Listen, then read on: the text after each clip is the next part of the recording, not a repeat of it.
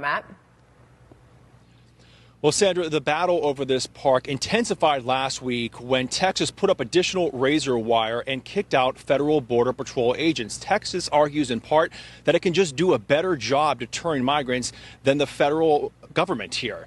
There's more additional razor wire and fencing put up around this park. The dispute has now become more heated after Democratic Congressman Henry Cuellar tweeted a fiery allegation that Texas is to blame for the drowning death in this area of a migrant mother and 2 children on Friday, alleging Texas blocked Border Patrol from rescuing them. DHS released a statement backing that claim. Well, the Texas Military Department strongly denies the allegation, saying Mexican authorities handled the drownings.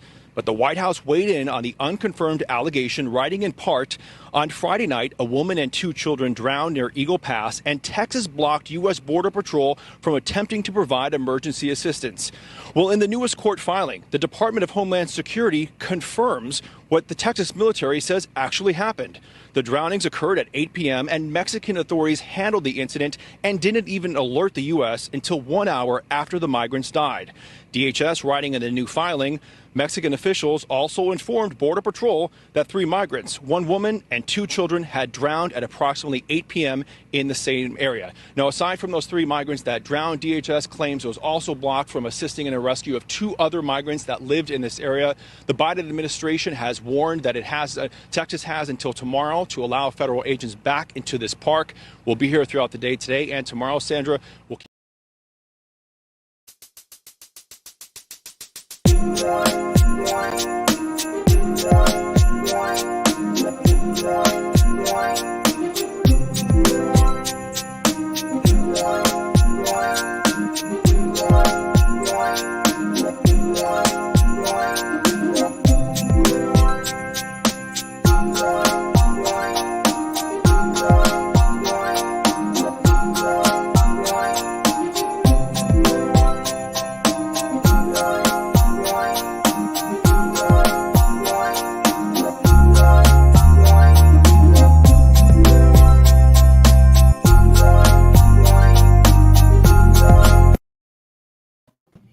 I need more of that. I do. I need more of that. Ladies and gentlemen, welcome to the show. My name is Wayne Dupree. I am your host for today's Wayne broadcast.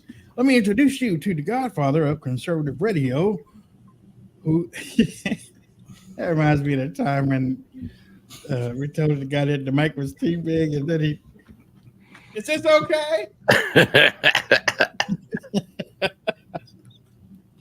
Mr. Hutch Bailey Jr. What's up, Hutch? Oh, just trying to get right here. Trying to get right.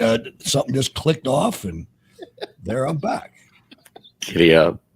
Wait. And Mr. J.R. Minnesota Robin. Minnesota. But it was part. Look, It was in the middle of the room. It was way in the middle of the room, man.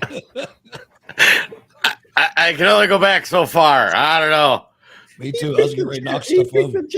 He picked the chair up. Ready to walk way back there. He was like in his kitchen. He was in his kitchen. Like you could see the sink. Is this okay? Come on back. Can you guys hear me? All right, we are going to get to it. Glad to have all of you. That video that just saw just a while ago, I don't know if y'all knew about it or whatnot, but a legal immigrant and her children died over the weekend. And Mayorkas and DHS is trying to sue Texas because they want control of the park. The government is suing the state to take control of the park, of a state-owned. I was like, oh my God. If they win that, I mean, they could do that to any state, really. They could. Oh, yeah. We're in for some. This thing on its head, right? This is an historic time. There's no question about that, man. I mean, they're going to try things. Man, just wait. It's only just beginning. But the good part, the good news is the states can fight back against them. Right. Exactly. I mean, honestly, to tell you the truth, if you really want to be technical about it, the states should have more power than the federal government. I mean, if you 100%. really want to be honestly, if we're really talking to adults out there to understand how the Constitution works and the federal government, I mean, how things supposed to work, the states really have more power than the federal government. It's just that the federal government has somehow, and I think they've done this to the American people, they have tricked, bamboozled, hoodwinked the populace from thinking that they have the control, and all control resides in DC. Am I along the right lines on that? Yeah, I was going to say this whole situation is fascinating. You've got everything. You've got fake news where they say they stopped feds from saving these people. The folks already drowned. And so you got the fake news angle, and reports have come out about that. But Texas, whatever you think of Abbott, he passed a law that said the state of Texas can remove illegal immigrants from Texas. And I mean, that's huge, where they're setting up, hey, if you're an illegal immigrant, you got to do this step, that step, we'll remove you from the state. But I mean, pre-Civil War, it was United States are, and then it went to referring to the United States as one entity. We are not one entity. We are 50 individual sovereign states that work with a federal government. The federal government's supposed to resolve conflicts between the states, provide national security, that sort of thing. The federal government was never supposed to come into any state and tell you how to run your state. Exactly. I mean, Hutch, if there's something that we learned during hurricane down in Louisiana, and I didn't even know this because George W. Bush was flying around up there for a while because the Democratic governor didn't give permission for him to enter the state. And I was like, wait a minute. A governor has to give permission? Mm-hmm. Yeah. Yep. The president of the United States. They have to declare an emergency to enter. Right. So if that's the case, then like I said, the states have more power than the government. It's just that the people need to realize and take it back. The problem is that people are ignorant. People have been, and I'm saying this from experience because I worked in the Army Reserve as a full-time person. And you wouldn't believe the amount of high-ranking officers that tried to put my military equipment on the street to help police. I had to stop them 3 or 4 times and say, look, this is unconstitutional. Unless the state emergency management agency declares an emergency and asks FEMA for help, we're not allowed to do that. It's against the law. I mean, so there's people out there that don't even get that. Talk to your kids. Your kids think the federal government's God. Exactly. Yeah, and the federal government, we've said it on the show, but we've become the government that our founding fathers warned us about. Right. It was always supposed to be Minnesota gets to have one set of laws, Iowa, Wisconsin, Pennsylvania. Right. Every state gets their own set of laws, unless it's regulating a conflict between states or something that infringes on a right that's enshrined in the Constitution. And those were pretty limited, life, liberty, pursuit of happiness. But the political parties have worked to destroy that for years. Jimmy Carter, in the biggest blow to what we're talking about right now, Jimmy Carter instituted the Department of Education. Yeah. That was the biggest destructive measure right there because now their propaganda is going to all 50 states. Right. Yeah, and it was kind of designed to be as a fail-safe too. So if California lost its mind and did all this stupid stuff, it wouldn't destroy Texas or Florida, or if Minnesota does all this crazy stuff, it won't destroy Iowa. And then it was also designed to be kind of a curation where if you saw something that worked really well in a state, other states would then adopt those practices. But when they put in all these federal agencies, all this federal stuff, it's as un-American as it gets if you look at the founding documents. We're speaking about this is because Mayorkas, the DHS, and the federal government is suing Texas right now to get a portion of the land.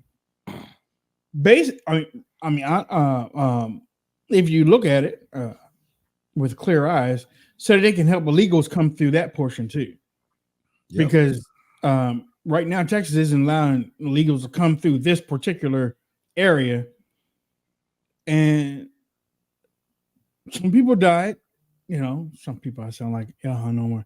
A woman and 2 kids died over the weekend in the act of committing a crime.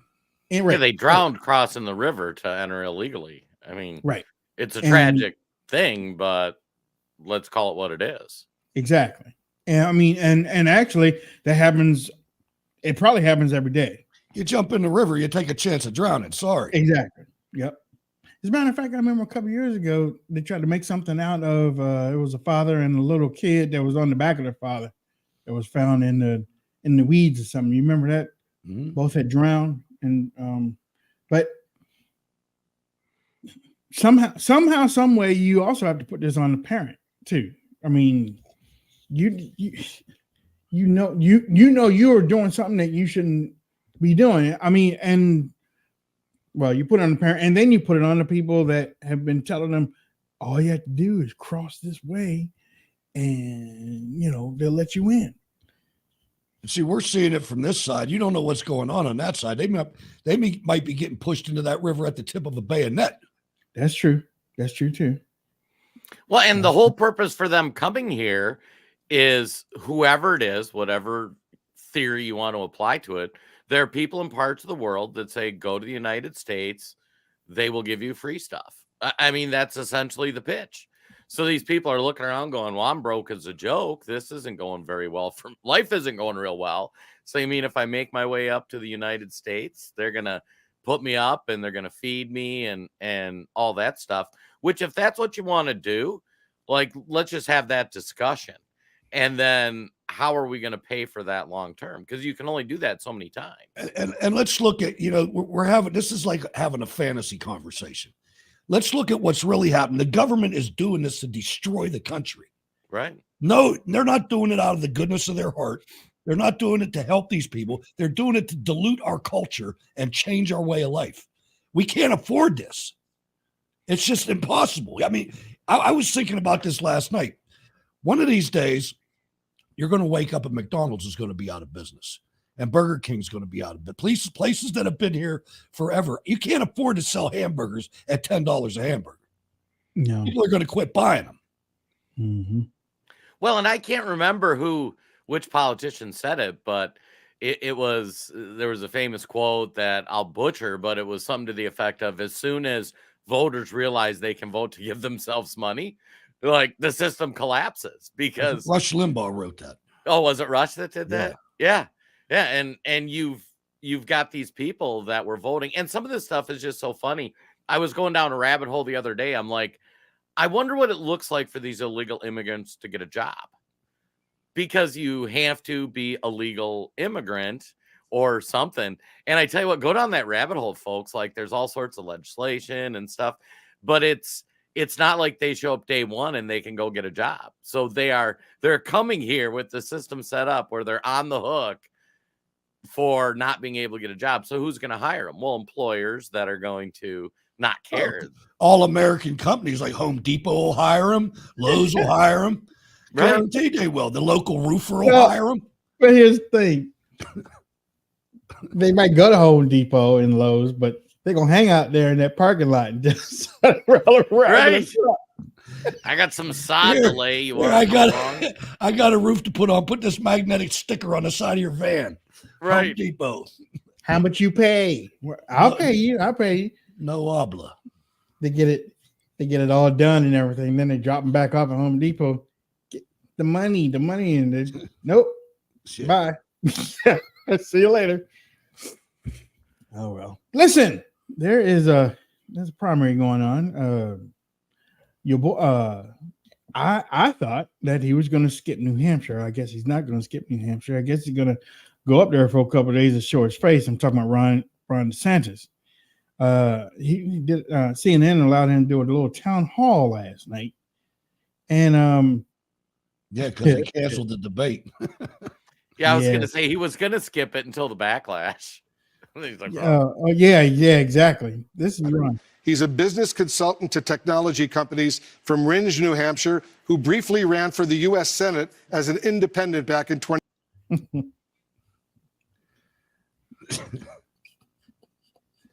I got no words. Let's go on CNN in front of the whole country. I'll wear that green shirt. Man, that testosterone is like at 110, ain't it?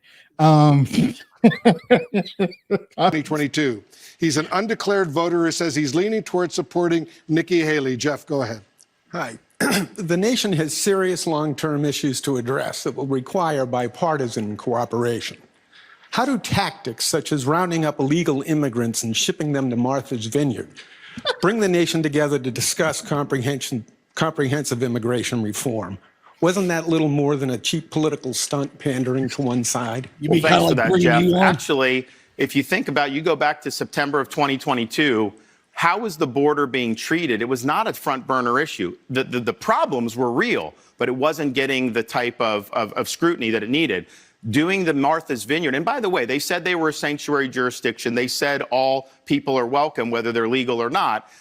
These border towns in Texas are getting thousands and thousands. Martha's Question is because honestly, he probably didn't write that question the right way. He should have said, the illegals that you sent to Martha's Vineyard, is it worth it that you spent $500,000 to do it? And you chartered a plane out of Seattle or Seattle, Washington to pick them up and take them up there. I mean, that's the thing. That's how you ask that question. But basically what he's doing, he is taking Abbott's and like I said, the chameleon, he's taking Abbott's argument right now as if he was getting what Texas is getting, and he's taking that as himself. Now he's going to say Abbott a little bit later, but he's acting like what he did started the conversation. Vineyard couldn't even handle 50. And so I think that was an example of them wanting to impose a certain worldview of open borders on the rest of the country, but not willing to be able to do it. But this was something that the media really globbed onto. So it ended up raising the temperature on this. And now you have this being. The media was globbing on what Abbott was doing. Let's be real. Abbott was sending them to Chicago and New York, and the media was globbing on to that. They weren't globbing on to the Martha's Vineyard thing until, I don't know, I guess somebody threw out there that Abbott's going to run for president. What? Give me some illegals. Send them up to Martha's Vineyard. Woo! Now they're talking about me. Oh, my God. They're talking about me. Thank the Lord Jesus. Discussed everywhere. So I don't think it was cheap at all. I think it was designed by, partially, I just believe that if you're a sanctuary jurisdiction, you should be the ones to have to shoulder the burden. We're not a sanctuary state in Florida. We ban sanctuary cities in Florida. I think that's what as president, I'm not going to allow sanctuary states or sanctuary cities in this country. They're violating the law. In fact, we had, I did a debate against the governor of California, so I researched some of the stuff that goes on.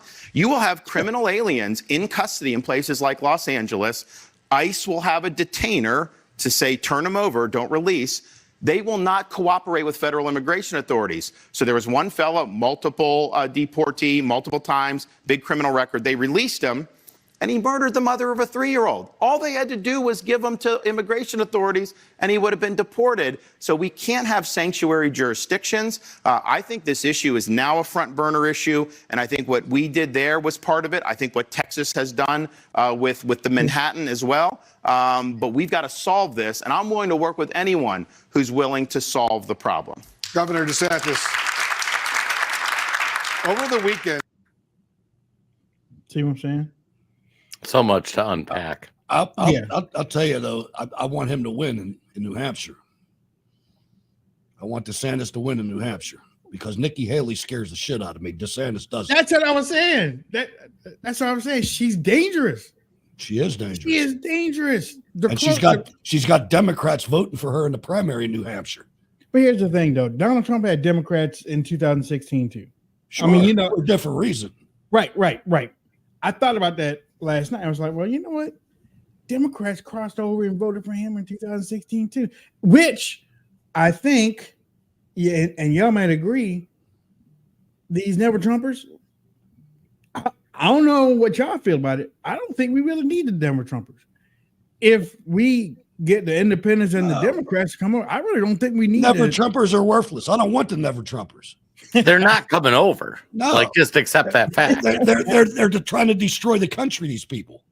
Right. The people that are coming over, that came over for Trump, are American heroes. Right. The Democrats that are going for Nikki Haley they're never Trump Democrats. And the people that are going, but they're not going because they like Nikki Haley, trust me. But when you do that, you have to throw Ron DeSantis in there too. I mean, because if you do, because there's something that I was noticing too, and that's probably why Ron moved up to second, because I really thought Nikki was going to win or get number 2 in Iowa. But when everybody started talking about the Democrats doing the thing with Nikki Haley, DeSantis just jumped right over. And I was thought he was going to be second in Iowa, not in New Hampshire. Though. I didn't. But yeah, I was up there for a year.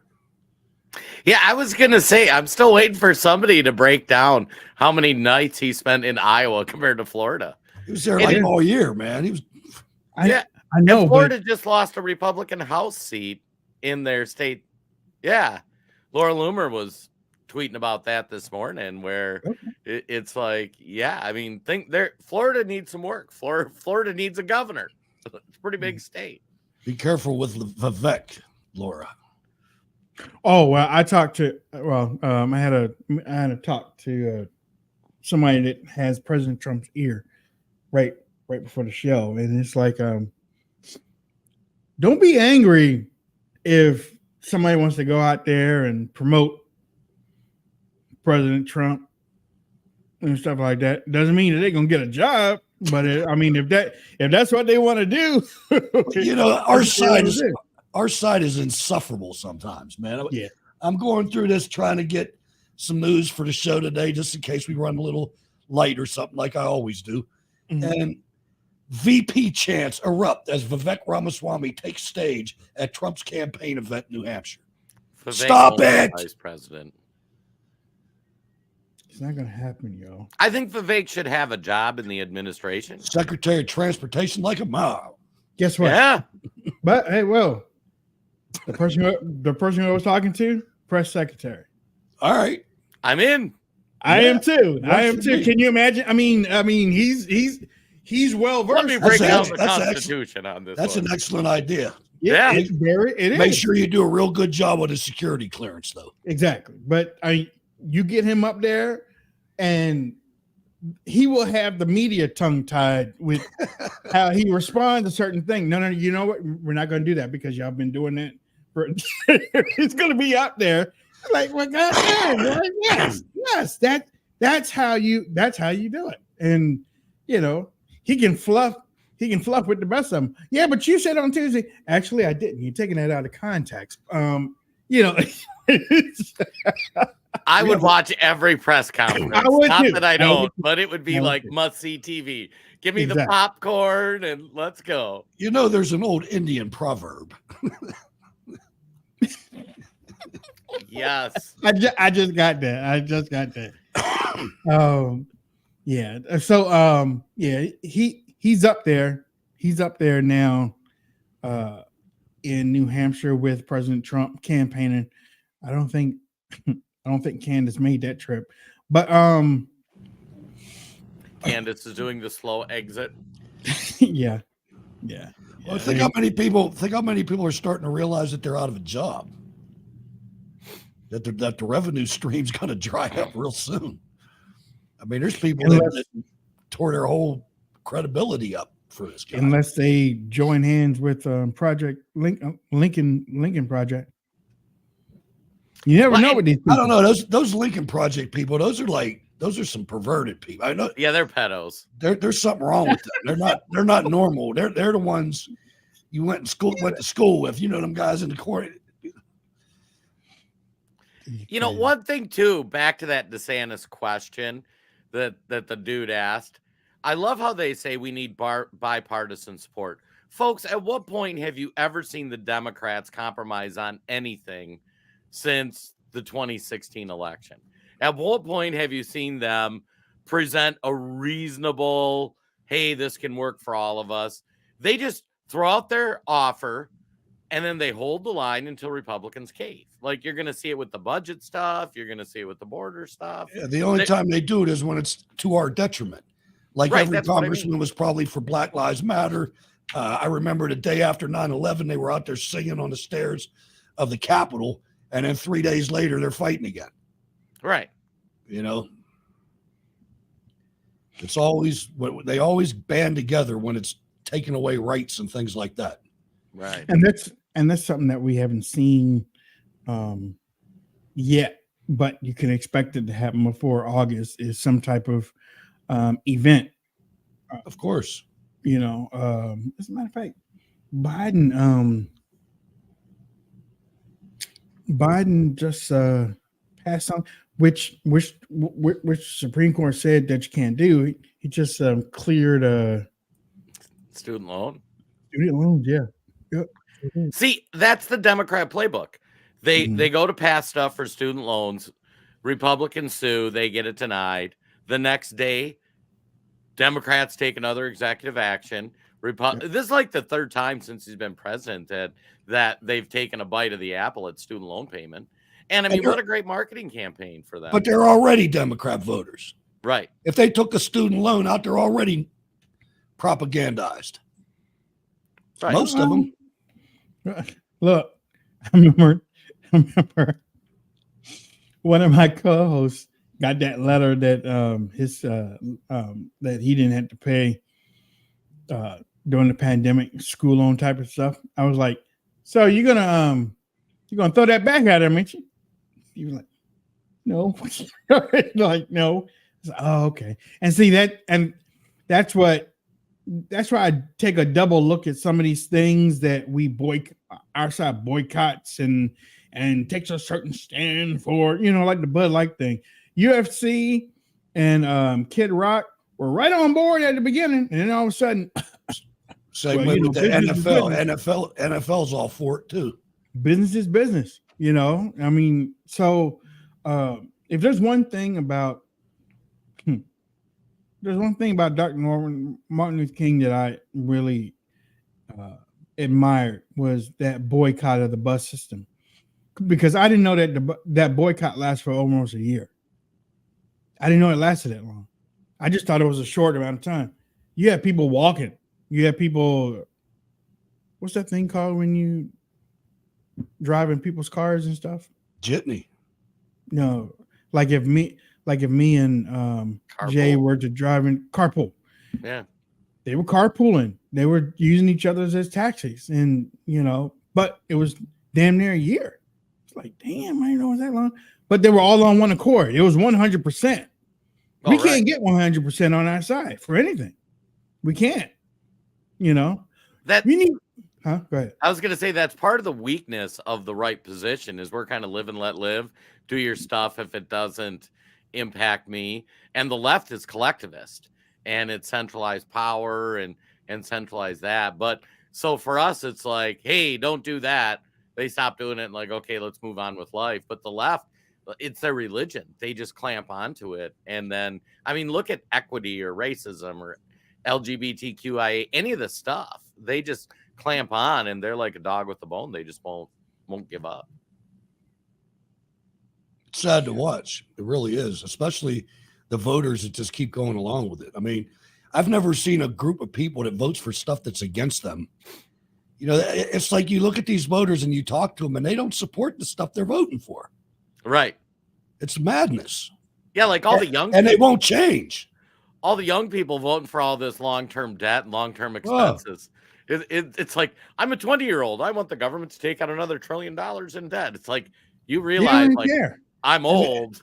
And the government should censor him. He shouldn't be able to say that. How can he get out and say something like that when you got Wolf Blitzer doing it every day legally? Right. Well, that was like the other day when I was like, we're not going to have President Trump on here because he lies. And I'm like, yeah, man, have you ever listened to a Joe Biden speech? You can literally fact check in real time. Like, I served in the Civil War, and then I introduced the bill to end slavery. And I mean, it's the Joe Biden Civil Rights Museum. What do you mean? Yeah. And you're literally sitting there going, that is patently 100% false, and nobody will say anything. It's like, God, I don't even get it. You know, President Trump had some issues about what happened on his victory night. We're driving in the snow. You can't see three front. I mean, how you all got here? I said, will people show up? But they always show up, right? They always, because they love their country. But we were talking about a show and how corrupt the press is. And last night, it was amazing. NBC and CNN refused to air my victory speech. Think of it. Because they are crooked, they're dishonest, and frankly, they should have their licenses or whatever they have taken away. They put on Nikki Haley. She came in third, a distant third, a distant third. And they put on Ron DeSantis, who came in a boring second. Now, we don't talk about him too much because over here he's polling at 4%, so we'll save him where he seems to go up. But we haven't found that place yet. He's gone down a lot. Tell me that's not the greatest president. I mean, look, he is not a stuck-up candidate. I'm telling you. That was in a boring genius. Second. Now, we don't talk about him too much because over here he's polling at 4%, so we'll save him where he seems to go up. But we haven't found that place yet. He's gone down a lot.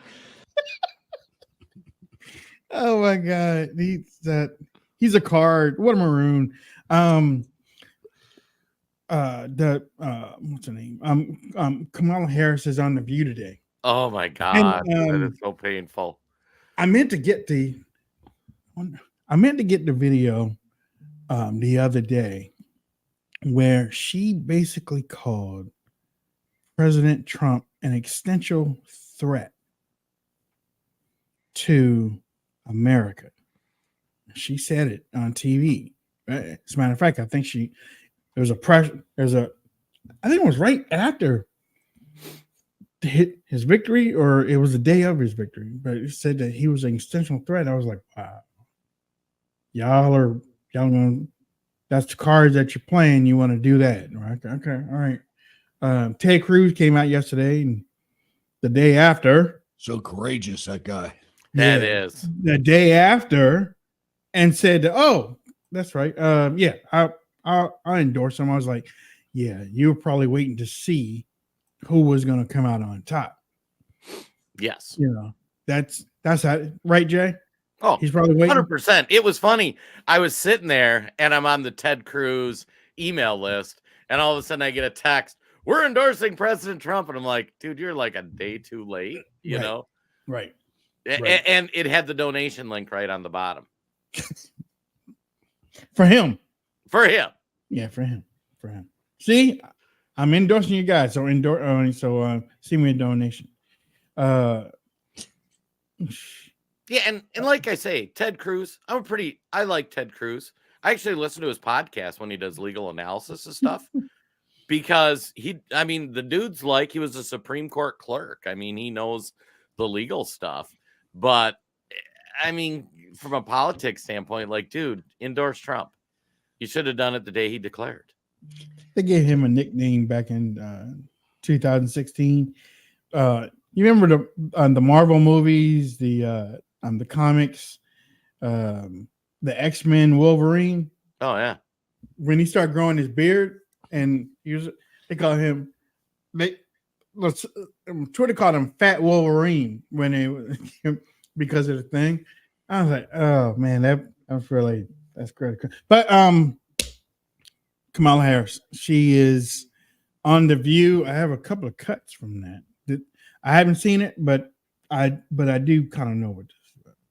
And what is being done to address the root causes of our immigration problem? I think the segue couldn't be more perfect because, listen, first of all, everyone knows our immigration system is broken. Right. Okay. Been in power 3 years. The first bill that we dropped, the first bill that we offered right after inauguration was to fix the immigration system. A comprehensive plan. I missed that plan. I I remember. don't think many of us saw that plan. 50 executive orders. I remember that. To stop what was there. Yeah. Yeah, I've seen their plan, and their plan talks a lot about how you're going to facilitate the faster getting people in. Like, it's all about checking people in at the border quicker. And it's about the western border and the southern border and the northern border of Ukraine. Right. There we go. All right. They try to tie those two together. Right. Immigration system. Do you think they've taken it up? No. No. We want solutions. The solutions are at hand. But frankly, we're in an election year. You want solutions. Solutions are in hand. If they are in hand, do you want more solutions? You said that you want solutions. They're in hand.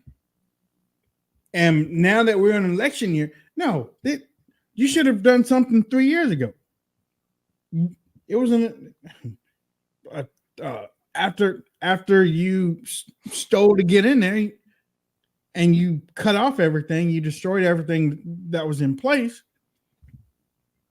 Then you're talking about that you need solutions because they're in hand. I don't get that. And the folks who want to return Donald Trump to the White House would prefer to talk about a broken immigration system instead of focusing on the solutions that are at hand. She can repeat herself, boy. In hand. But and let's talk about the Republican House that passed Bill HR 2. It's available online. You know, and like one simple provision HR 2 has is if you're fleeing a country for sanctuary, for safety or whatever, you apply for asylum in the first country you land on. And then if you want to continue to say, I want to be an American, you apply to come to America. But you got out of your country, you landed in a country that you're not being persecuted, and then that's where you would proceed with, hey, I'd like to come to America. Seems like a reasonable solution. Democrats won't even touch it. That policy's been around for a long time, hasn't it? Yeah, Trump actually had it. Because I heard about it way before Trump. Yeah, it's been around. It comes and goes. Trump had it in place via executive order. And then he also had for people in Mexico, it was called Remain in Mexico policy that was done by executive order. Yeah, that he did himself. That was him. Right. Yeah, and all that meant is if you're applying for refuge in America, because these people are saying they're persecuted, they're asylum seekers. It's not that they're saying, I want a better way of life. What they're claiming is I'm being persecuted in my home country. That's how you fit the asylum clause. But they're just training people, just show up and say you're being persecuted. Well, no, I mean, some people are just poor, but that doesn't mean we open the doors and let you in America. Like, I'm sorry, but that's how the laws are, you know? Yeah, that's how it's supposed to be, to tell you the truth. Let's see. I got more, but I'm getting these as they are happening. So, what's on your plate right now? What are y'all looking at? What type of news? Well, I'll tell you, Baltimore's got a ray of sunshine. It looks like a conservative billionaire's bought the Baltimore Sun. Ooh. So you got a conservative paper on the horizon, Wayne. That's good news, I guess. I mean, I don't know. Can't be bad. I was going to say, my guys, we're doing deep dive on border laws and stuff. I had mentioned earlier about people getting, their ability to work and that kind of thing. It's fascinating to actually go through the legal end of it to see what there is. The other thing, if you grab the tinfoil hat, there is so much news just kind of circling about new COVID strain. Disease X was a name that came out that they were testing. The measles is making a comeback. There was some incident that happened today with some dude flying from China, like lost his mind and bit somebody on the plane. So I don't know where it's going to land, but there's just like when all these stories start circulating, you're like, oh, here we go. Election time's coming. Let's get ready. The China story, that was a drunk American guy. Oh, was it? 55 years old. Yeah. But I'll tell you what makes me nervous. All these stories in the news about Iran attacking people. Iran targets Pakistan with missile attack. I saw that last night. Third country in 24 hours. Now, why would Iran do that? Right. That doesn't make sense to me. That's something they want us in this damn war so bad. Yep. And now they're trying to start a world war. Yep. Pakistan's a nuclear power. Yep. So's Iran, I think, or they're close. But Pakistan is, so I'm nervous about that. Everybody concentrated. I can just hear Lindsey Graham now, Oh my God, Lindsey Graham, he's He's a like piece of- porn for him. Yeah. They took away his little Senate staffer that he used to meet up with. Now he's like, I need something else to get excited about. Oh, that's Ooh, sick. Iran. So gross. Yeah, and India's prime minister has responded to that to Iran hitting Pakistan. It's like, man, y'all don't. I mean, I don't really think y'all really know what you're doing. But then again, there isn't really a leader of the world other than the deep state. But I mean, a figurehead leader, calm leader, So right now, and I did read yesterday. I don't even know why I just talked. I did read yesterday that Mr. Ketchup, Kerry is leaving his post of meddling overseas, and he's joining Joe Biden's re-election campaign. I just seen Senator Chuck Grassley, 90 years old, went to the hospital. Mm-hmm. This is man. Oh, these people are too old, man. I'll get back to Kamala Harris in just a second. I want y'all to hear what's happening up there in New Hampshire. Who's going to give us a little bit of what he's thinking. So it's a narrowing field. We're now down to 3 candidates, 1 week away from the primary. Who are you voting for on Tuesday? Trump. Okay, you said that with confidence. Why are you voting for President Trump on Tuesday? Because things are out of control right now. The price of fuel, the price of housing, the price of health insurance, the price of groceries, it's just out of control. And when Trump was in office, people had more money left in their paycheck, and he did a better job. That's what you hear. Honestly, that's what you hear. People of all colors say that. You talk to people on the street, and man, when Trump was in office, we had money, man. I'll tell you what, I know you like a whole lot of specialty foods. Just go to the grocery store, man. I mean, you look at some of this stuff. I know. The stuff like I've started talking myself out of buying stuff. Yeah. Yep. Like little stuff, like a $7.50 jar of mayonnaise, man. I mean, it's like, wait a minute. Yeah. Well, and here's what's funny too with this financial stuff. If you watch us closely, they are pushing this off until January 2025. Yeah, it's going to get worse. You're right. Yeah. But I mean, we're not going to. All the powers that be, they largely vote Democrat, and they're doing everything they can to push this financial mess back. I mean, there's no debt ceiling, uncapped government spending. You look at the decisions the Fed's making, like these things are going to come to a head 2025, 2026. Now I think it's because they vote Democrat and they want Democrats to do well in the election. You can assign whatever you want to it, but all these they're taking out like a 5-year arm on a mortgage. Only that arm comes due right after the next election. And so whoever's president, that's going to be tough. They did the same thing to Ronald Reagan. Yeah. I mean, Ronald Reagan got handed a sandwich that at the beginning, you didn't think he was going to get reelected in the first couple of years because it was horrible. Reaganomics. Yep. Trickle down. Rap songs against him, some of the first ones, Yeah. And plus, you're supposed to be the Antichrist. And they worship Gorbachev. They worship Mikhail Gorbachev, if you remember. Yeah. Yep. This is the my boys are just talking about Iran hitting Pakistan. Here's a quick report. Iran launches another round of strikes, this time targeting Pakistan. Iran's state media reports militant group bases were targeted, but some of those reports were later dropped. The Pakistani government says 2 children were killed, 3 other people were wounded. The U.S. condemns the attack, calling it reckless. Iran also launched missiles last night at what it calls Israeli spy headquarters in Iraq. An Iraqi official calls the claims baseless. The strike killed at least 4 people. Iran also fired at targets linked to ISIS in Syria. The Iranian strikes follow 2 suicide bombings earlier this month that killed more than 90 people. ISIS claimed responsibility for those attacks. Boy, they want us to be over in that Middle East so bad they can taste it. I'll tell you, because we go to the Middle East, you got to bring everything. Right. There's nothing there. That's true.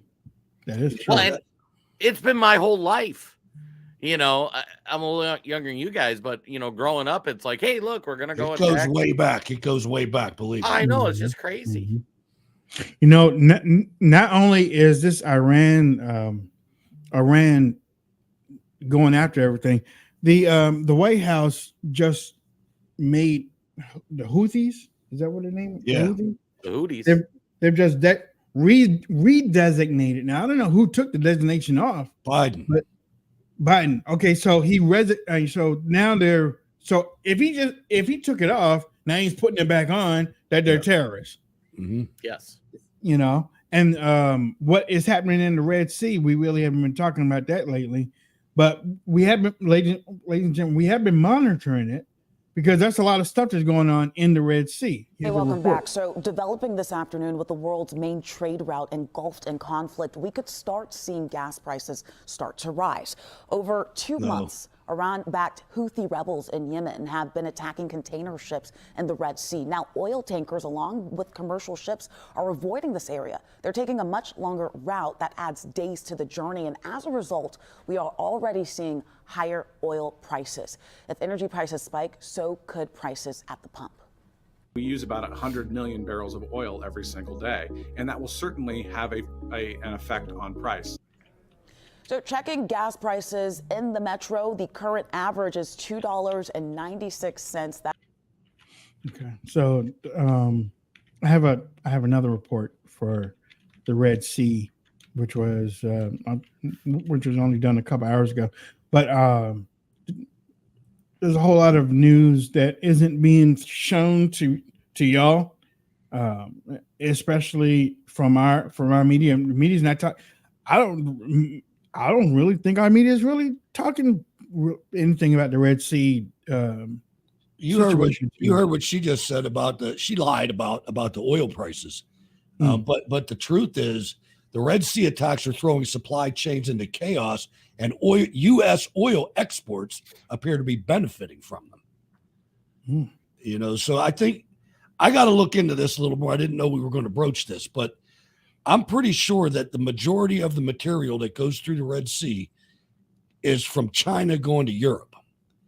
I heard somebody explain, I'm not positive, so I could be wrong, but I got a feeling this is getting played out, and I fear that they're going to use the Red Sea and the Houthis, which the Houthis means Iran, even though they're not, to start a war. I mean, you could just see, they already artificially let all the prices go up. Right. Let's let them go up a little bit more, and everybody will be screaming for war with the Iranians. Right. You know, everybody but me. Here's a, I think this is good.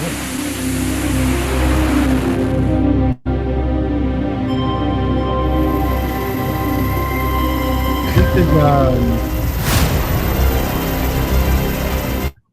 man, it's Hollywood. I keep that music off there, but this is videos. I guess. Let's see. What is this from? Times Now. U.S. officials said that. I'm not laughing about this. I'm only laughing about what Hutch said earlier about missing.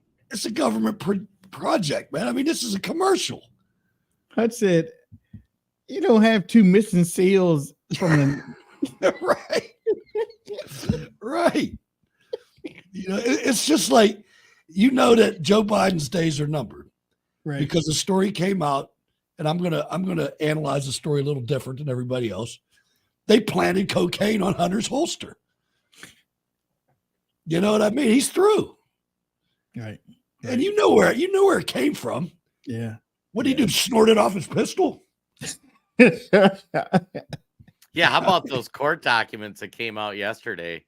Yeah, the art dealer. Right. Yeah, the guy's. I mean, Michelle, get ready. Right. Yeah, crazy. Well, no, it's funny that this stuff doesn't make the mainstream news. I mean, there I was know, one right? thing that came out. That's how you know it's that said the FBI or the Department of Justice validated the Hunter Biden laptop in 2019. Right. So go back in time. This is way before the story even broke for the 2020 election. The Department of Justice knew the laptop was legit, and they verified all the stuff that was called Russian propaganda wasn't that. This is on a court document. You know, and it's going to, this is the thing is, the one good thing out of this is realizing these people aren't that smart. Right. Once you figure that out, you can see things. And I'll tell you, this is going to blow up in the media's face. Victor Davis Hanson did an article, and I read another article. They're both kind of the same. The one article said traitors get shot first. But the other article was about the media and how they are addicted like fentanyl to Trump derangement syndrome. And think of all the big, giant, huge stories that people are starting to realize the media lied to them about. COVID, Russiagate, 2 impeachments, JFK's assassination. It goes on, Martin Luther King's assassination. It goes on and on for years, and people are finally starting to figure it out. And when they do, they're going to realize when the country is a terrible place to be and you can't afford to live here in safety, they're going to sit there and say, who did this? I know who did it. They did it. Yep, they did it. They did it. Well, I mean, put in perspective, if the Department of Justice just says this laptop's real, we live in an entirely different world today. Coast of Somalia. The SEALs fell into the water during a nighttime mission while attempting to board a boat. Happened in the Gulf of Aden. NBC's Molly Hunter is on the story this morning. Molly, what are you hearing? Savannah, good morning. Now, search and rescue efforts remain underway this morning. I'm not laughing at they're first of all, they know how to swim and they know how to hold their a little bit. like the best swimmers on the planet, maybe. It depends which crew they sent, guys. Let's be honest. Huh? Say it again. I said it depends on which crew they're talking about, because I'm betting they have the equity crew that might not be as good as swimmers. Not in the SEALs. I don't know. Not in the SEALs. There's two places where there's no DEI. One's the SEALs, the other's in the Air Force in a test pilot program. Okay. Okay. Yeah, that's, I mean, Army's ruined. Sorry, Army's shot. Molly, what are you hearing? Savannah, good morning. Now, search and rescue efforts remain underway this morning. Unbelievably, 2 U.S. defense officials tell NBC News a SEAL team. She just told you, unbelievably. Was attempting to board a boat suspected of carrying illicit goods, possibly weapons, last week in waters off the coast of Somalia during a nighttime mission when one of the SEALs slipped and fell overboard in rough waters. Now, the second SEAL dove in to help. That is protocol, attempting to rescue the first sailor. Both disappeared in the dark water. But as of this morning, Savannah, the U.S. military is still searching for them by air, by sea. And at this time, their identities have not been made public. Savannah? I was just on the map there, Molly. It's pretty close to the Red Sea. Is there any connection between what the SEALs were doing and the operations in the Red Sea? Yeah, Savannah, I mean, it's all in the same neighborhood. The Gulf of Aden is right off the coast of Yemen. As you can see on the map, it leads into the Red Sea. On this specific raid, U.S. defense officials say there is no direct connection. The SEAL team was not part of Operation Prosperity Guardian. That's the international coalition defending against the Houthi attacks in the Red Sea. Now, National Security Council Coordinator John Kirby said yesterday, Savannah, this was a normal operation by the U.S. military in an effort to stop the flow of weapons and supplies to Yemen, where, of course, the Houthi militant group is based. Savannah? Molly Hunter on that search. Thank you. 2 dudes are stopping the flow of weapons in the Middle East. 2 guys. They can't swim. If that's one thing about Hollywood, and I've said this on the show before, if there's one thing about Hollywood that is true to nature, it takes 2 bullets really to kill everything. Boom, boom. I mean, it especially when it comes to mob hits and like, except for Tarzan movies. Yeah, because Tarzan movies are like, right. Them damn blow darts, boy. You know, my favorite Tarzan character was Johnny Weissmuller. I don't know whether y'all remember him or not. He might be older than, that for some of y'all, but Johnny Weissmuller was the first person. I don't know if you remember this because this is you should because it was in black and white. The guy that did the scream is the one I liked. Oh, yeah, Johnny. And then he swung on the vines. Yeah, he was. But when he went to New York, he jumped off the bridge in New York. He was climbing up the that superstructure, the rail thing. Yeah. He went straight in the water right off he was an Olympic swimmer, is why they made him Tarzan and whatnot. But did he drown like the seals? No. Well, well, if they did drown, they must have sunk like a rock because they can't find the bodies for some reason. So that's weird. But slipped on a banana peel. Yeah, right. Normal Hutch, operations. You should tell folks, if we're talking about stupid news, tell them about that art dealer, what came out yesterday.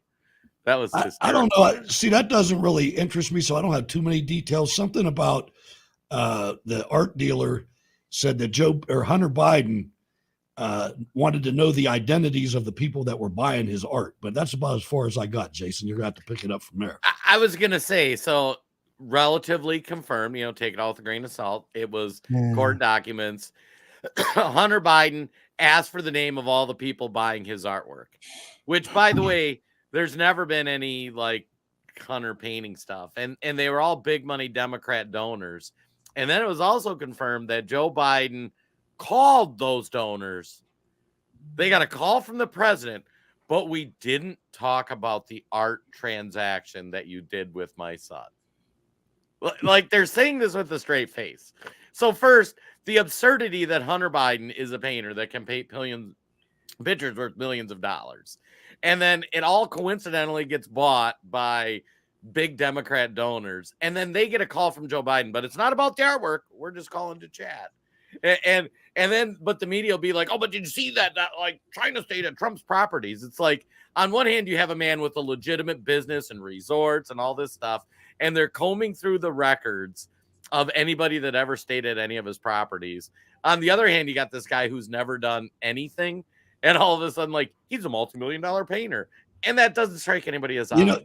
The thing that's fun to watch, though, is if you're starting to notice, this can't keep going on. I just can't. It can't keep going on. It's not going to stand on its own. You've already got Democrats coming out, Democrat judges in D.C. coming out against what's going on with Donald Trump, with the kangaroo courts. You've got all that. This stuff's happening. Democrat lawmakers are starting to talk about the border more. I mean, it's just going to blow up. And the media, I mean, the most fun to me is watching the media. And I don't watch them to get any information. I just watch them to see them fall on themselves. Right. Because that's all they're doing right now. And they're totally destroying their entire industry by doing it. Look at us. Look how long we've been on the air. Right. You know what I mean? That's directly because of them. Right. Well, and it's hysterical because, like you or I'm sure you guys do the same thing, where you'll see something and you're like, holy cow, that's got to be a big story. And then it's like, I wonder if Fox, CNN, or MSNBC reported on it, and nothing. You can even do a search on their site, and maybe you find some article somewhere buried, if you're lucky. But it's like things like the Department of Justice confirmed that they knew the Hunter Biden laptop was real well before the 2020 election. That should be front page news. Because somewhere some Democrat should be like, what? I mean, Rudy Giuliani, didn't he give it to them? I mean, you're not gonna trust a former mayor and former federal prosecutor. You know, I'm just saying, even if you don't, it was entered into evidence that they verified all the stuff on it. Right. I was just saying they knew about it from the beginning. That's what I mean. But I mean, like folks like us, we knew that laptop was real. But people on the left, to this day, you go talk to a Democrat voter, and many of them will be like, well, no, that laptop's not real. That's Russian disinformation. And it's like, what a criminal job our Department of Justice and the media did. Absolutely, man. And they've got to pay. They really do. I don't know if you've been... Go ahead, sorry. Back to some real news. Trump is an existential threat to our democracy and our most fundamental freedoms. Remember the chaos, the division, the attacks that took rights and liberties from the American people. We cannot allow that to happen again. Make an investment in our campaign, and together we can protect our freedoms and keep the White House. Thank you. Let me explain what's going on here. And this goes along with what I said, that they're going to have her run for president of the United States. Biden is getting into his lap dog, lame duck. I was gonna say I didn't know where you're going with dogs. I can think of it. Lap dog, whatever. He's getting into his lame duck side, which means you're going to be seeing a whole lot more of her. She's going to be on TV more and more, because that's what happens with vice presidents in the second term. You see more of the vice president on TV answering things and stuff, because she's trying to get her running real straight too. Most of your interviews now, you're seeing her more now than you saw her at the border.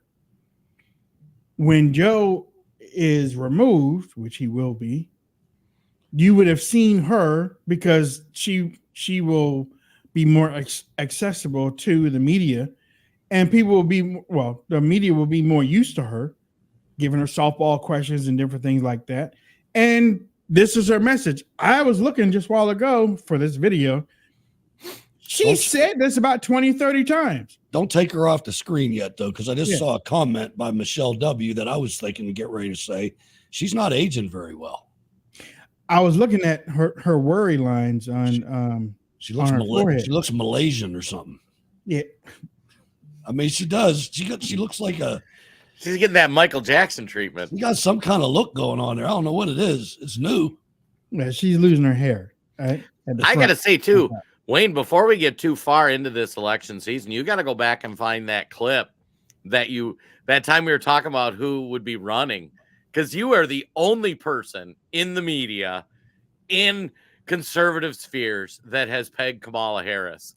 And if and when that happens, him and Larry genius Elder. Level. Larry Elder did too. Oh, did he? Yeah. I mean, maybe we can get in on his relief factor. Yeah, it's the best relief factor was Seb, though. Right. Seb was the in best. his suit. Yeah. Now that I take relief factor, I can get on my knees during Catholic and pray. No, I mean this. Somebody said, "Get her off the screen. Get her off." I'm only thinking. You're probably right. You're probably right. I'm not thinking emotionally. I like your logic. I'm looking at fear factor. That's why I'm scared of Michelle. I'm not scared of. You should I'm be not fear scared factor of with it. I ain't scared of her. The biggest fear you should be, because she won't be running it. It's not her running it. Yeah. Okay. Again, she is a puppet. Joe is in there because he has skeletons. They can control him. Right. Barack Obama had homosexual skeletons. And they cocaine. control him. Bill Clinton had he liked him young. Rape skeletons and cocaine. Okay. In Arkansas, he had those skeletons. Yeah. They got him in there. All right. I mean, the Clinton bodies actually started in Arkansas. See, and George W. Bush had skeletons. He was a drunk. He's a drunk, and he did some crazy stuff. As a matter of fact, one of those was the military. Well, the military thing and whatnot. Wasn't he swift boated, or was that Kerry? They tried. No, Dan Rather tried. Dan Rather's career ended over that. Right. Back when they had a little bit of credibility. But see, they all have skeletons that they can be controlled like that. There was a video that came out. Sammy the Bull came out the other week. I got it. Sammy the Bull came out the other week and was like, "Man, we couldn't get Trump, man. All the ex-FBI people he had around him, we couldn't even get to him." We go up to the tower and they'll lock us up right away. Press up on Trump, but you could never get to him. Yeah. Because he had ex-FBI agents all around him? All the time. And I tried a couple of times to press him and make arrangements where I could work with him and earn with him. I did that with other big contractors. I had the power of the unions. I could do all kinds of little things, but I couldn't get to him. He wouldn't bite. He just wouldn't bite. He didn't want to do anything like that. And there was layers of people in the middle. One of my guys said, we'll go up to the office. I said, we'll go up to the office. Everybody around him is an ex-FBI agent. We'll go up to the office, we'll get cuffed, and we'll go right to prison. So forget about Trump. He's a legitimate guy. He don't want to do it. Forget about Trump. Yeah. See, but the reason why I thought Kamala Harris is because they've been grooming her since they got her out of the Senate. That's why they made her vice president, so it'd be a easy flow because she checks the boxes. She's black, she's a woman, she's controllable. And she knows this. She has a history. She had an affair with the mayor. She got probably some more. She kept black people in. She did some crazy stuff while she was over there. Okay, they can control her. They can't control Trump. Now, can they control Michelle Obama? Sure. I don't know. I really don't. Can they control Gavin Newsom? I don't know. But they can control Kamala Harris. That's the easiest thing to control, and she's already there. So that's why I say it was Kamala Harris, and I'll stick with it. And if I'm wrong, I'll come out and say, believe me, I'll come out and say, well, God darn it. Yep, I was wrong. Yeah, I was going to say, I picked Gavin, and that's looking more wrong. My fear, like Hutch, though, is Big Mike. And they drop him in right in the... maybe as VP. Right about at the convention. Because what time? When's their convention? Maybe right install her as the VP and then take Kamala out. Right. You know what? I don't think this country is ready for two black women in office. I don't think most people care about that. I think they suck. I think that they would find somebody, because I've always said, even before Joe got in, I thought, like when Bernie lost in 2016, I said, looking at how 2016 went, it was Bernie and Trump. I was like, damn, Bernie. We can't Bernie say Bernie. We can't say Bernie lost. They stole it. Right, exactly, right. Bernie scared me though. Bernie sold it to him. Right. Basically.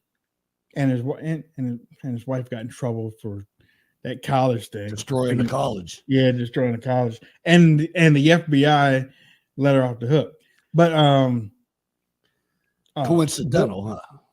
But with what he did with the youth, he was like the Pied Piper with the youth. Who you going to? Bernie Sanders. Bernie. I'm going for Bernie. And there's your Department of Education. People want freedom, but they think the government's the ones that's going to facilitate that. Right. Exactly. How do people believe such stupid shit? I don't know, man. Propaganda. It has to be. Propaganda and lack of parenting. I want freedom. Let's give all the power to the government.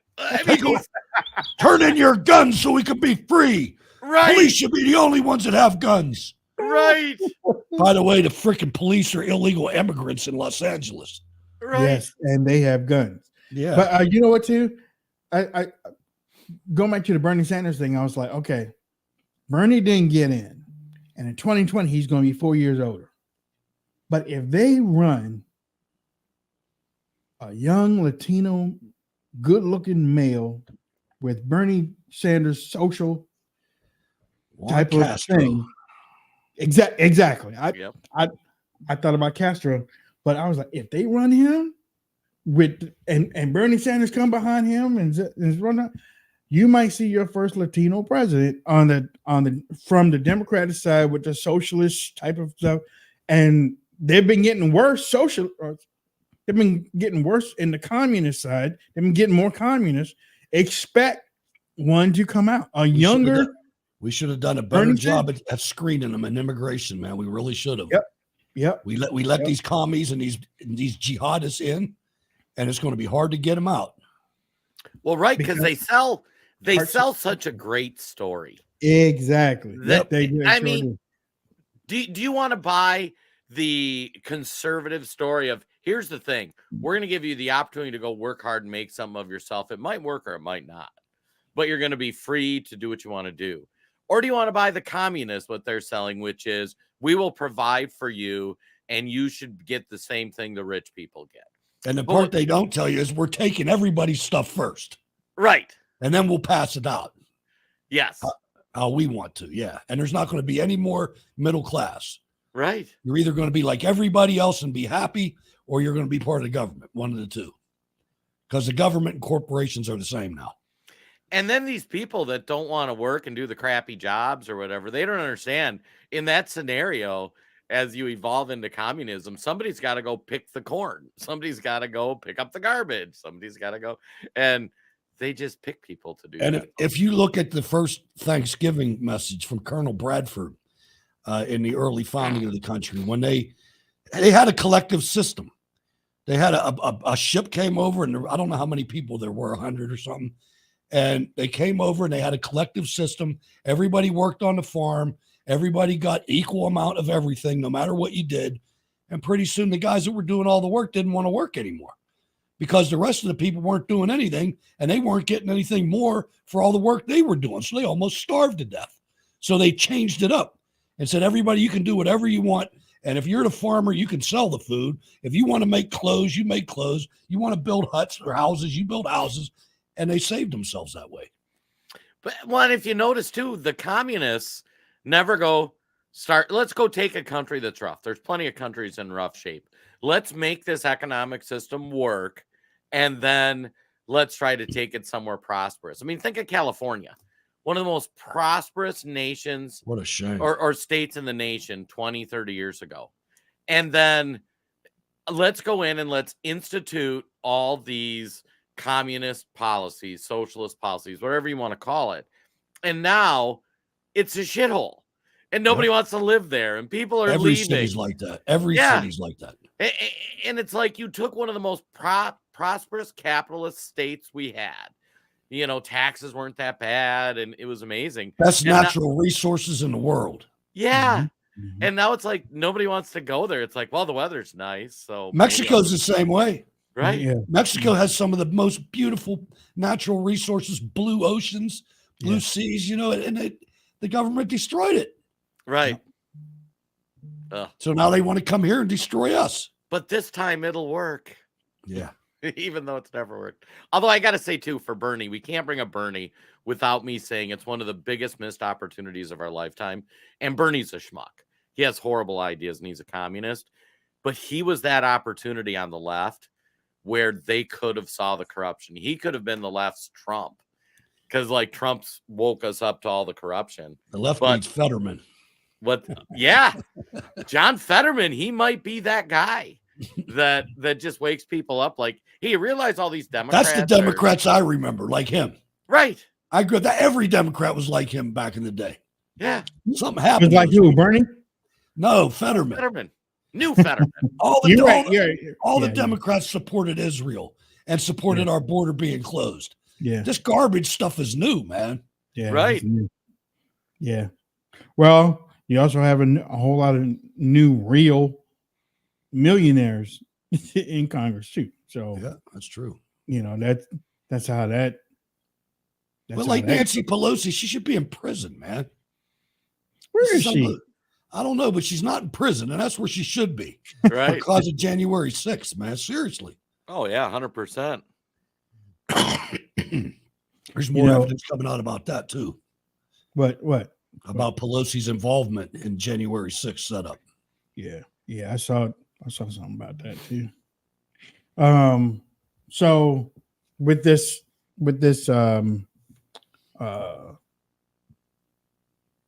we really haven't talked about AI too much. I talk about it with my son outside of this thing, but AI is really kicking off on some very crazy particulars. I said on this show a couple of months ago, I was like, like when I had voices of Sean Hannity and stuff doing the promos for the show, I was like, shh, you won't be able to trust these late minute, these unearthed audio clips of certain people because of these AI things.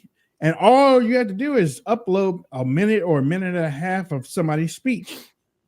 And you can copy something. And if you have enough time, you can make it sound like the person's in the car with the train going by and stuff and saying something they ain't supposed to be saying. And what happened to Roger Stone, what is happening to Roger Stone is Mediaite said that Roger Stone said something a while ago, and Roger said, I didn't say it. And he said, produce the audio. It took him a week or something to produce the audio, but they produced the audio. Then Roger Stone took the audio and ran it against the AI confirmation thing. That the AI said, 93% of this thing is AI. But the people at the federal government, the FBI, they are investigating the whole situation. And now, talk about investigating, the White House is coming out now. They're going to take swatting more seriously after swatting of lawmakers more seriously after what happened to them a couple of days ago, after the White House got swatted. Can you imagine when I was growing up, the White House was holy. I mean, I don't know about y'all, but the White House was holy. Yeah, look, a week ago, all those freaking Muslims up there were trying to break the gate down. Well, we got guys in prison for 3 years for walking through when they let them in. I was going to say, here's the game, though, guys. They've been swatting people on the right a bunch of times over the past several years. MTG's been swatted a bunch. And now people on the right are saying, oh, swatting's a thing. Let's swat somebody. And that's what's going to happen is they're going to identify that person on the right that swatted somebody, and they're going to put them in jail for 50 years. Yep. And the person on the right is going to go, but what about these 100 examples we had of all these people on the left? So that's why, don't do anything illegal, folks, because just because they don't prosecute somebody who they politically align with doesn't mean they're not going to prosecute you. You know what I mean? Yeah. You going to say something, Hutch? No, that's right. Okay. I agree. Yeah. Tomorrow is our Friday, your Thursday. So, yeah, tomorrow's Thursday. Thank the Lord Jesus. It's been a fast week. It's gonna snow on Friday. Hutch, you getting any of this? Because I got it yesterday. Wait a minute. More's coming. Jason, you got snow coming up there too? I don't think much snow in the forecast. At least I hope not. But I know it's cold. I take my dogs out, and if you ever had a dog that does like the 3-paw thing where they're out there like the ground is so cold I gotta lift up my paws, that's where we're at in Minnesota right now. It's ridiculous. I got about 4 inches yesterday. I'm not sure if we have any coming or not. Probably. I mean, it's January. Yeah. Global warming, it's a bitch. It was a good snow, though. It was that light, fluffy stuff. It was easy to get off the truck. Nice.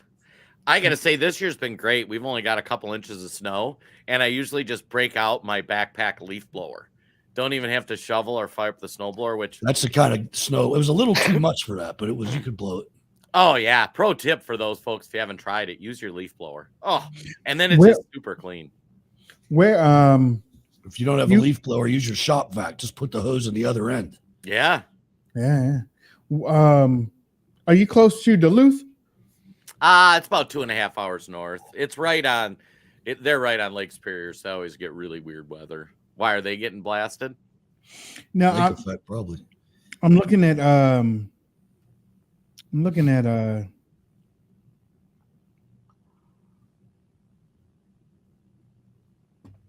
You still following that same weather guy? No, actually, I need to find him. I can't forget find his him. name. It looked like somebody else is doing what he was doing. But it looks like we're gonna get some snow, Hutch. Okay. Bring it. If Jason is south, you close to Minneapolis, right? Yeah, I'm like 20, 30 minutes north of in Minneapolis. Okay. In the northern loop. You look like you're on the outskirts of it. Thursday afternoon, and then going into Friday. Well, Friday is going to be bad, and then Saturday it kind of tapers off and goes north. And that's our weather report. It's a new segment on the Wayne Dupree Show.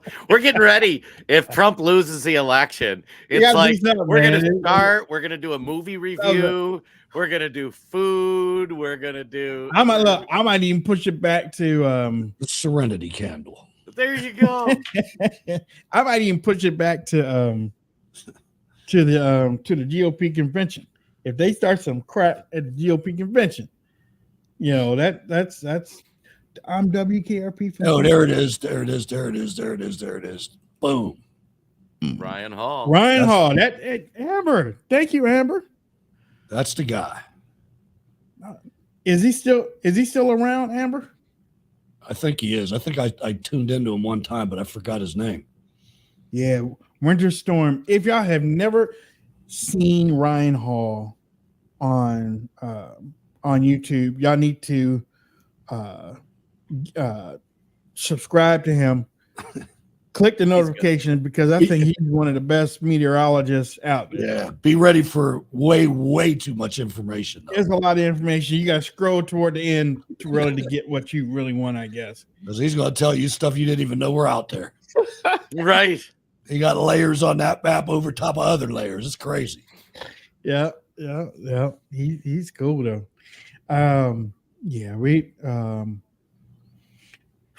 New Hampshire comes up next week. They're saying that it's close. Well, Nikki Haley is closer to Donald Trump than Ron DeSantis. We played Ron DeSantis a little bit of his town hall last night. It looks like he wants to face Nikki. It looks like he wants to steal South Carolina away from Nikki Haley. I don't think he's going to do it, but we'll see. And you said that Florida is Super Tuesday, or is Florida before Super Tuesday, Jay? Oh, I'd have to double check. Give me one sec. Because if Florida is before Super Tuesday and he loses, I don't think he makes it to Super Tuesday. Right. You don't lose your own state like that. And right now I hear that he's on what have you heard anything new about Davos? Hutch? Only that Governor Kemp is there. I mean, if they want to, they're trying to design a disease X, and they are panicked about DJT. Boy, panicked. Oh yeah. Did you Donald see Trump. that one dude And that us. Javier Milei gave a speech there? Yeah, Argentina's president. Yeah. Yeah, that new bass dude from Argentina with the crazy hair. They invited him to Davos, and I only saw the first couple minutes of the clip, but he's like, "You guys suck." He's excellent. Damn. Yeah, those people they're bad news, man, and they are terrified. They're saying that Donald Trump and MAGA is a national security problem to Europe. Yes. Really? To the UK. Yeah. Wow. It's unbelievable. These people are terrible. They're not just in the United States. All right. Oh, update. Florida primary. Sorry, it took me a minute to go through the list. March 19th. So Super Tuesday is March 5th when the big chunk drops. So Okay. All right. So he might stay in there after Super Tuesday until they get to Florida. And then if Super Tuesday comes out big for Donald Trump, which it probably will, but if it comes out super big for Donald Trump, I can see him staying in there. I can see DeSantis staying in there until Florida to show, because they probably come in second, to show himself vice presidential material. I think he's going to run out of money. He's not. I think so too. It's not up to him. Right. I still tell you the move's going to be they're going. It's. I've been saying this for a long time. They're gonna. He was the lead blocker to peel off the Never Trump contingent, which he's done that. Like his base hates Trump, and then they're just going to pivot it to their preferred candidate, which it looks like right now it's going to be Nikki Haley. Well, I'll tell you what. Much like I didn't feel like this about Iowa, what you were saying, Jay, but I do feel it about New Hampshire. MAGA, you got to get the hell out for New Hampshire because the Democrats are coming for Nikki Haley. Yep. And it's a party thing. I mean, it's organized. Yep. The only thing that can stop that is MAGA. I'm not saying that there's enough Democrats for them to win. There's not. But there is enough to breathe life into that evil woman's campaign. Well, I'll tell you who else is coming out in New Hampshire for Nikki Haley. Probably Sununu for sure. Republicans. Yeah. Not MAGA, y'all. Republicans. You're right. There's just not that many of them. Republicans are coming out there. So I mean, if Hutch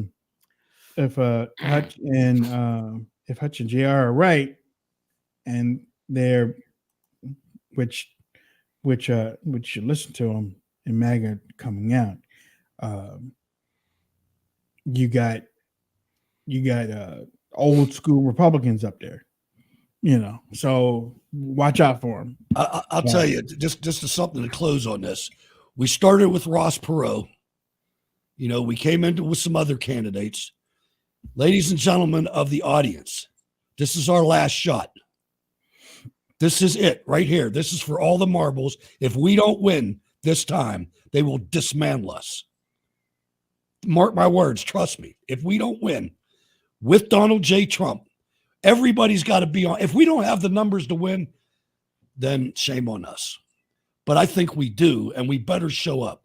Everybody listening to this ought to understand how important this is, the stakes of this game. They want to kill us. They've said it. Believe them. Sorry. It's funny that kind of dives into my last thoughts when we get there is, I mean, at some point we need to accept, we played the rhetoric earlier from Kamala. Folks, you're no longer deplorable. You are a threat to democracy. Think of that. And that's been like in 4 years. It doesn't help people like Charlie Kirk saying off the wall stuff, and people like Pastor, what's his name? Scott. Daryl Scott calling. I mean, Kirk should have never even said. I don't know what he was thinking of when he did that. It's not his place to do that. It's just ridiculous that he did. But now you look at the reaction, the racial tension in this country. Pastor called out the whole freaking movement as a KKK meeting. That does not help us right now. He called out TPUSA, yeah. The whole thing, yeah, just because of one moron. Yeah, we need to move past the talking about black and white stuff. Seriously, I agree, man. I was kind of relieved that wasn't the head topic today. No, I mean, it never was. I sent that to y'all because I sat down there and talked to him, and I learned some inside information that there's a reason why probably Candace and Charlie Kirk and stuff might seem like they might be for DeSantis. They really don't have a hook. Okay. If somebody has a platform and you can use that platform to talk to people, even though they might be scum, you might use it. Okay. If you can talk to a whole group and you don't agree with the person that is running the whole thing, then you might get up there and use it, but you aren't going to hang around this person or call this person or ask this person for favors. And it looks like that might be happening with the Kirk situation. That's why it's easier for Kirk and Owens to move closer to Vivek or DeSantis or whatnot and away from Trump. Now, yeah, you are going to see influencers move back. And I think we did a great job in talking about the influencers. I put that video out there this morning. But you're going to see a whole lot of Tommy Lahren was on Sean Hannity talking about we need to come back together. I love Trump. No. Stay on your DeSantis boat right now. Jay, you said, Rick shut you back in, but you ain't getting paid. You ain't getting no tickets to the ball or anything like that. No. But in listening to him, now I understand what you mean about his reaction, but he was really pissed. But I wasn't. Let me clarify. He was really ticked off because nobody is saying anything about what Charlie Kirk did. Yeah, beyond us. Nobody is really coming out there and calling him out. Somebody sent him the information. The part that I was talking about is there's a difference between being a racist or doing some racist things or saying some racist things, and there's a difference between that and the 2020 word of white supremacist. White supremacy has nothing to do with what he was doing, and I just wished he wouldn't have used that word. Yeah, because he used their word. It's their word, not ours. It's bullshit word. Charlie Kirk's a jerk. He can be whatever you want. I don't think there's any white supremacist around. Maybe there is. Maybe he knows something I don't know. I mean, for me, and I didn't even have to talk to Scott about that. I do. I think that there are some. I've seen the remnants of some. I'm not saying they're from our side, but I have seen white supremacy out there. I'm not saying I see it on like the Morton Downey Jr. show or something like that. But I was gonna say the existence of something and it being a significant issue are two different things. There are white supremacists in America, 100%. Okay.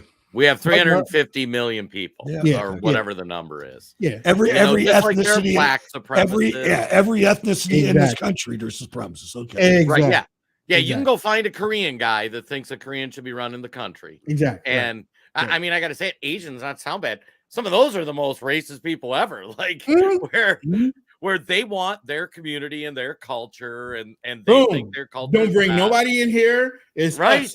That's it. It's us. And they're you know? cool. They're like, you go do you, we'll do us over here. Like, and that's all good. The problem I hate about the white supremacist thing is when you use that word, now a bunch of old, stupid white people will do what you want. Right. That's the problem. That's what I don't like. It's like, you don't use this poison word, man. It's not beneficial for anybody except the Democrats. No. Well, and he made a good point that, I mean, let's be honest. Racial discussions in America are a complicated thing, and a lot of the figures in there, you know, if you look at what the FBI and CIA did to MLK, I mean, there was some stuff it sounds like was valid. There was some stuff that was invalid. Yeah. He's very Trump-like in that, where it's really hard to get what the actual facts are. I mean, and even then RSA came out there and said that they needed to do it because.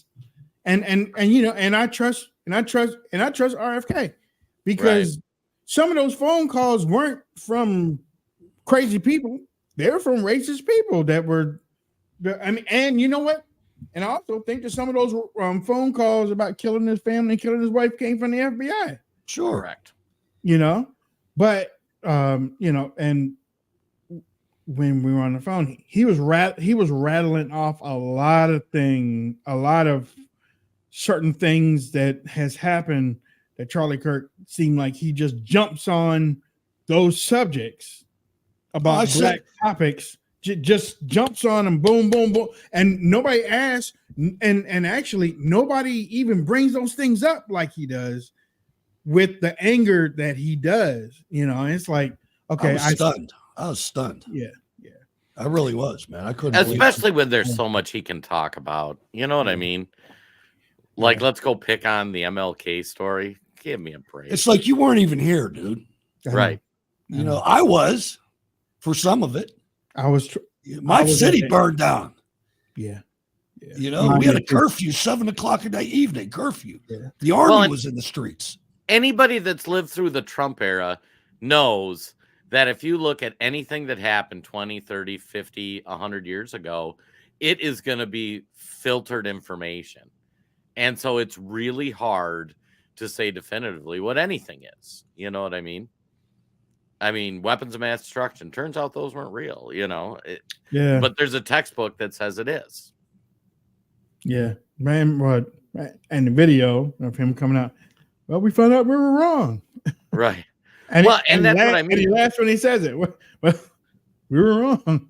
Like, I mean, the MLK stuff, they tried to frame him as a Marxist, and there was components that he spoke about that could give credence to that, but they're so cherry-picked that it's like, ugh.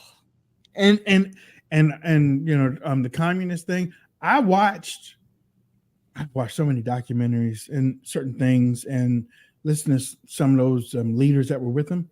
Toward the end, same thing happened to Martin Luther King that happened to the Black Panthers. He was infiltrated toward the end when you start bringing in people from all. When you start making it a group effort, you don't have the background type of apparatus that the federal government has. So if somebody could, I really love what you're doing, and I just want to help. Just take that seat over there and whatnot. So now you're in, and now you planting communist stuff and everything. Oh, well, we got to let you go. Well, the communist stuff is already out there already, So, yeah, I mean, I'm not done. I'm not done with Charlie. I'm waiting for what he says. I'm waiting for. Did he? Next month. Huh? Did he say anything the next day? Yeah. Oh, him. It was a full channel thing. You said you were going to. I seen something with Prosobic on it. Yeah. Prosobic was like, Martin Luther King isn't Jesus Christ. So like, black people ain't trying to make Martin Luther King Jesus Christ, man. Martin Luther King helped change the country. That's it. Nobody's making him a god. Every historical figure in America is a complicated person. They all have their ups and downs. They all have their skeletons. All of them. Donald Trump has some, to tell you the truth. But they all have things. But he's not a god. And nobody's saying it. But for podcasters to get up there, that video I was talking about, and say, black people are treating him like he's God and stuff. Like, no, we're not. You're saying that because you're trying to get clicks. Don't make me bring up Elvis Presley. They still think he's alive. Or Dale Earnhardt. Yeah. Or John F. Kennedy, by the way. Yeah. Hell, LBJ. I never did like that guy. The Democrats have made LBJ into a god. I got a book in the other room that's signed to my dad, thanking him for helping LBJ get elected. Oh, Jesus. What? Oh, my dad was big time politicians, man. He was a Democrat all day. My godfather's a Democrat congressman. Yeah. Well, my dad. You said that your city burned down. They burned down part of it. A couple neighborhoods. They were burning down a couple neighborhoods of Cambridge, and my father, who was a pastor, opened up his church for all the pastors to come and kind of talk strategy and stuff. And the people that were in charge of giving my father that church took it away from him. They took his church away because they said, "Don't get in there. Don't get in it. Don't do it." And my father was like, "I'm going to do it anyway." My mom said that, and this was a year before I was born. My mom said, "Yeah, they had the National Guard outside the house every night because your father wouldn't shut up." What was it, 67 or 68? 67 is when it happened. I remember I had a babysitter that night. And the babysitter was the mayor's daughter. And the mayor's daughter had to stay over at my house because they declared that curfew. So the mayor's daughter had to stay at my house till the next morning when they lifted the curfew. And there was deuce and a half with troops in the back going up and down the street. It was crazy. Yeah, was that's nuts. and the thing about Cambridge is they the fire truck they brought the fire trucks to the thing, but the white firefighters didn't show them how to use the thing, so they just stood with the fire trucks and just watched things burn down. Yeah. But just 5 years later, I was going to school with white kids, and we didn't know nothing about it. It's a weird time. We didn't know nothing about it. My best friend was a white kid. His name was Eric Sherholtz. As a matter of fact, I'm going to meet with him sometime this year. I found him again because he had moved away, but he was my best friend, and we didn't know nothing about that racial stuff that happened 4 or 5 years earlier. We were just laughing and joking. I went over his house. He came over to my house. We're just having fun. So Hey, when I was right there, right in 1968, my father lost his job, and up until then, I had gone to a real prestigious private school, right, with one black guy in the whole school. And then when he lost his job, I had to go the next year to the public school. First time I ever dealt with black people. It was like a different world, man, a totally different, completely different world than the one I was in. You know, it was crazy. It was cool though. I mean, it was good, but it was different. And that's just some of the things that, you know, a whole lot of generate when Martin Luther King was killed, that was the epitome of craziness in our country. I know. That was madness. And it wasn't all about race. It was about the Vietnam War. Yeah. It was about all kind of things going on, drugs, heroin. And, you know, you fast forward to now, and I'm like, no, man, my generation wasn't like that. There might have been a couple, but we all got along together. Lock, stock, and barrel, man. Yeah. And then that even moved to the private schools. Mm-hmm. You know, so I just think that, and it sounds like a cop-out, but that was a different time. It was a different time. It was. I mean, it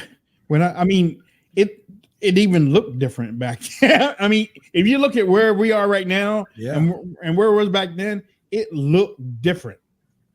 And, you know, I just love looking back on that, because to me, you know, when Donald Trump says, let's make America great again and stuff, I look back on that. Yeah.